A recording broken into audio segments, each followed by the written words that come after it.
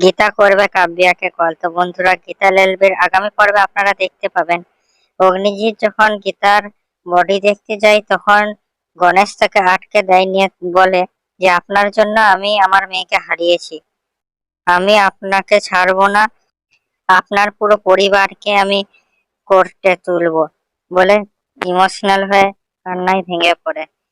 এরপর গিন্নি গণেশকে কল করে গীতার কথা জানতে চাইলে গণেশ তাকে বলে, তোমার চেয়ে নীচ মানুষ আমি জীবনে দেখিনি, আজ থেকে তোমার সঙ্গে আমার কোনো সম্পর্ক নেই, তুমি আমার জন্য মরে গিয়েছো বলে কলটা কেটে দেয়। তারপর অগ্নিজিৎকে গণেশ বলে যে আমি আপনার উপর গৃহবধূ হত্যার কেস করব। তারপর স্বস্তিক এসে বলে যে আমি গীতার স্বামী, আমি গীতাকে দেখতে চাই। তখন স্বস্তিককে একটা চড় মারে গণেশ, যেখানে অগ্নিজিৎ আর গণেশের মধ্যে ঝগড়া শুরু হয়।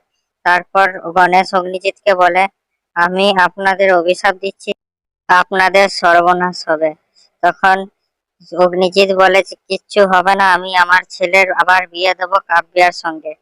তারপর তারা চলে যায়। তখন আমরা দেখতে পাই মেহেক গণেশের সঙ্গে কথা বলতে বলতে অনেক ইমোশনাল হয়ে পড়ে, আর গণেশ গীতার মুখাগ্নির জন্য মেহেককে ইনভাইট করে।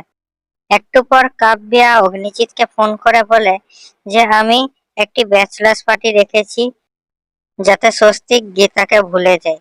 তখন অগ্নিজিৎ বলে এটাই ভালো হবে, তুমি স্বস্তিককে নিজের সঙ্গে ব্যাচলার্স পার্টিতে নিয়ে যাও। তারপরে আমরা দেখতে পাই কাব্যা স্বস্তিককে ব্যাচলার্স পার্টিতে নিয়ে আসে, যেখানে স্বস্তিক বলতে থাকে যে আমার ভালো লাগছে না, যেখানে কাব্যা তার মকটেলের মধ্যে অ্যালকোহল মিশিয়ে তাকে খাইয়ে দেয়। তারপর কাব্যা স্বস্তিকের সঙ্গে ডান্স করতে থাকে। উল্টো দিকে আমরা দেখতে পাই পাহাড়ের মধ্যে কেউ যেন একটা ক্যাচেস নিয়ে হাঁটছে, আর তারপর আমরা দেখতে পাই কৃপান স্বস্তিককে অ্যালকোহলের পর অ্যালকোহল খাইয়ে যাচ্ছে, যেখানে স্বস্তিক সবকিছু ভুলে গিয়ে পাগলের মতো নাচতে শুরু করে।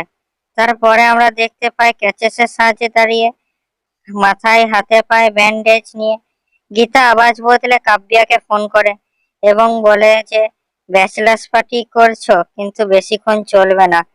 কাব্যা কে বলছেন জানতে চাইলে গীতা বলে যে আমি কেউ নয়, আমি কোথাও নেই, যেখানে কাব্যা পাগল বলে ফোনটা কেটে দেয়।